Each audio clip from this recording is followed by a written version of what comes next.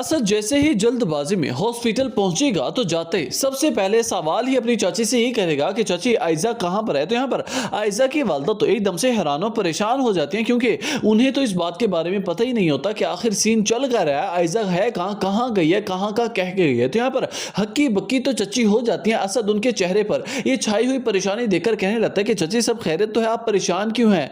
आयजा यहाँ, ये कहां पर है? आयजा उसे बुलाए, मैंने बात करनी है उससे। तो यहाँ पर चची कहने लगेगी कि आयजा तो यहाँ पर नहीं है। बस यही बात सुनने की थी कि असद के पांव तले से जमीन निकल जाती है। वो इतना डर जाता है कि आखिर आयजा गई तो गई कहां। पूछने लगेगा कि चची वो तो हॉस्पिटल आई थी, मुझे बता कर आई है कि मैं हॉस्पिटल जा रही हूं, यहां नहीं आई, तो आखिर कहां गई है? और वही दूसरी तरफ आप देखेंगे कि यहां पर इशल जब बिना बताए असद की गाड़ी लेकर घर से बाहर निकल पड़ती है तो फौरन से आशिर फोन करता है इशल को, कहने लगता है कि इशल तुम कहां हो और किस गाड़ी पर गई हो? तुम असद भाई की गाड़ी लेकर गई हो। तो यहां पर इशल कहने लगेगी कि हाँ आशिर, मेरे पास असद भाई की गाड़ी है, बस मैं इमरजेंसी में निकली, बताना भूल गए। तो यहाँ पर आशिर थोड़ा सा लहजा अपना नाराजगी वाला इख्तियार करेगा, कहने लगेगा कि इशल कम से कम एटलीस्ट तुम मुझे तो बता सकती थी, तुम मुझसे तो पूछ सकते थे कि कहां जा रही हो, किसकी गाड़ी पे जा रही हो। तुम जानती भी हो कि घर में कितनी परेशानी छा गई थी तुम्हारे गैर मौजूदगी में। और वहीं दूसरी तरफ आप देखेंगे कि मजे का ट्विस्ट तो इस ड्रामे की कहानी में तब आएगा जब आयजा अब शयान के हाथों से ब्लैकमेल हो रही होगी। तो आयजा अब शयान से कहने लगेगी कि देखो शयान, अब मैं तुम्हारी किसी बात में नहीं आने चाहती और ना ही मैं अब तुम्हारी किसी बात का कोई भरोसा करना चाहती हूँ, मुझे पहले ही